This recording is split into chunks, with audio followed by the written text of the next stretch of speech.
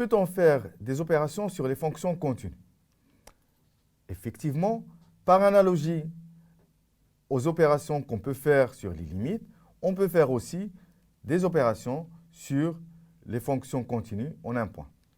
Par exemple, considérons f et j, deux fonctions continues en un point x0.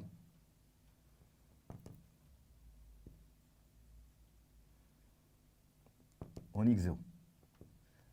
C'est-à-dire, la limite quand x tend vers x0 de f, c'est f de x0, et la limite quand x tend vers x0 de g de x, c'est g de x0. Si on veut chercher la limite quand x tend vers x0 de f plus g de x, c'est exactement, d'après les propriétés de la limite, de f de x plus la limite quand x tend vers x0 de g de x. Cela donne un f de x0, puisque f il est continu en x0, et un g de x0, puisque g il est continu en x0, qui donne à la fin f plus g appliqué à x0. Donc, on peut faire l'opération de plus sur les fonctions continues en un point. La même chose, si on considère la fonction f qui est continue et un lambda, un nombre qui appartient à R. Et si on veut calculer la limite quand x tend vers x0 de lambda f, qui est exactement lambda, la limite quand x tend vers x0 de f de x, qui découle des propriétés de la limite, et qui donne à la fin lambda f de x0. C'est lambda f appliqué à x0.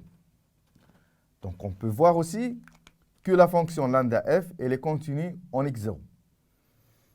Si par exemple lambda est égal à 1, moins 1, donc moins f sera aussi continu.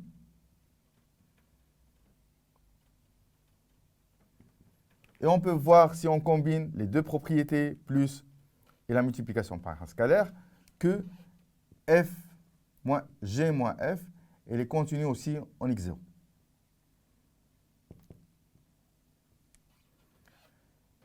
Maintenant, voyons la multiplication.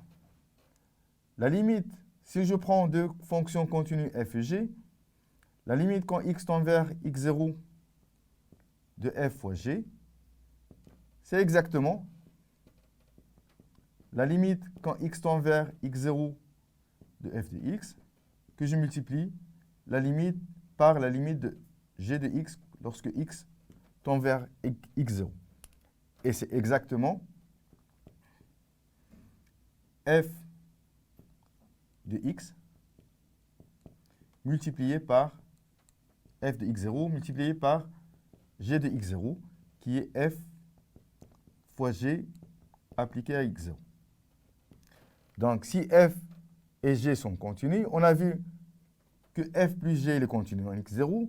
On a vu que lambda, quel que soit lambda appartient à R, lambda f, elle est continue en x0. On a vu que la différence aussi, ça reste continu en x0. Et même la multiplication des deux fonctions est continue en x0. On peut déduire de la dernière propriété que la limite quand x tend vers x0 de f à la puissance n avec n un entier non nul égale à f à la puissance n de x0, c'est-à-dire aussi que la puissance est une fonction continue en x0.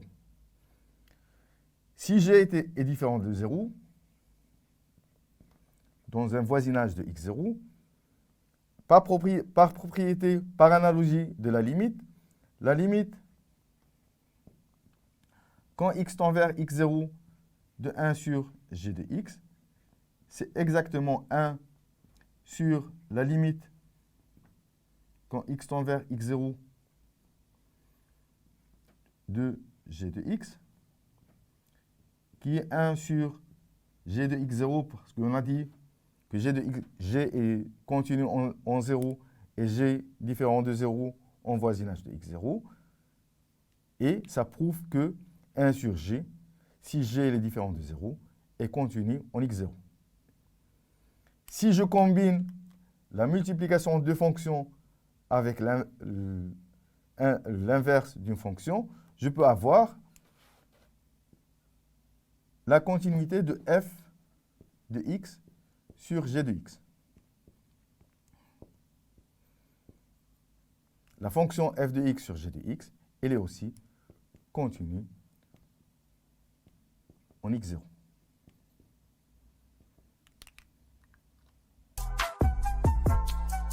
On a vu que les opérations essentielles, on peut les faire sur les fonctions continues. La somme, la différence, la multiplication par un scalaire, la multiplication de deux fonctions. Il nous reste quelques autres. La première, c'est la valeur absolue. On sait bien que la limite, quand x tend vers x0, de la valeur absolue de f de x, est égale à la valeur absolue de f de x0. Cela donne que la valeur absolue de f, elle est continue en x0. La même chose, si f elle est positive, je peux chercher la limite de la racine de f, et f, on a dit que c'est une fonction continue, lorsque x tend vers x0. Par propriété de la limite, c'est exactement la racine de f de x0. Donc, la racine de f, elle est aussi continue en x0. Passons au composé de deux fonctions. Le composé de deux fonctions qu'on note par roue. Le composé de f par g est une fonction et qui est définie par l'application de g au résultat obtenu par f. Je vais expliquer plus par un petit schéma. Supposons que f, elle est appliquée à un certain x. Donc, il met une relation avec x et f de x. Je peux appliquer g, donc la deuxième relation qui est g, sur f de x pour avoir un g de f de x. Qu'on la note, g rend f de x.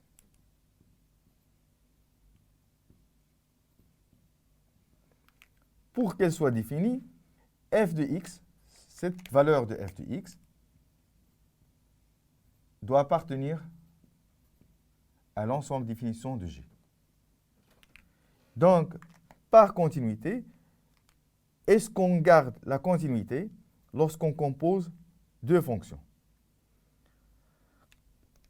Donc, on a une proposition qui dit, si i est un intervalle,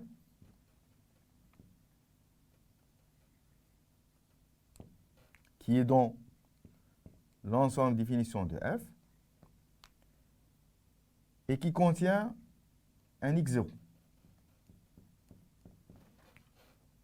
Et g, un intervalle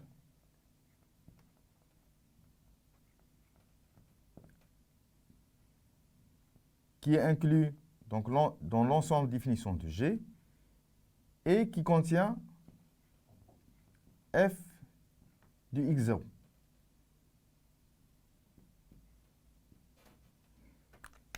On a la limite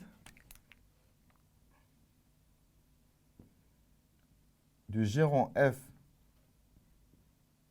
lorsque x tend vers x0 est égale, puisque g il est continu en f de x0, donc est égal à g de la limite quand x tend vers x0 de f de x, qui est égal à g de f de x0. C'est exactement g rond f de x0. Cela dit, on peut dire que la fonction f rond g de x, elle est continue en x0 si on respecte ces conditions. On a vu comment passer de deux fonctions continues, f continue en x0 et g continue en f de x0. Comment faire le composé de f par g, qui est continu en x0. On peut affaiblir cette proposition si on a juste une limite finie qui existe de f de x égale à L. Si on met L, ce n'est pas f de x0, veut dire que f n'est pas continu en x0. Donc, sous certaines conditions, presque les mêmes de la proposition précédente, supposons que f est défini sur un ouvert,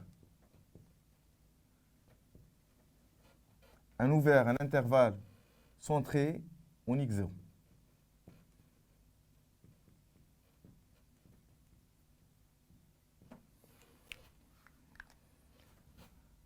Supposons aussi que G est défini sur un ouvert centré de L, tel que f du premier intervalle x0, x0 plus r, elle est contenue dans J. Alors, si la limite quand x tend vers x0 de f de x est égale à L, alors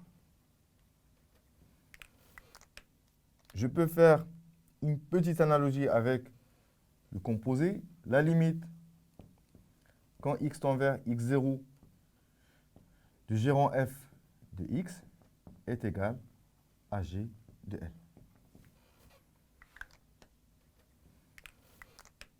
Je peux faire une petite analogie avec le composé. La limite quand x tend vers x0 du gérant f de x est égal à g de L.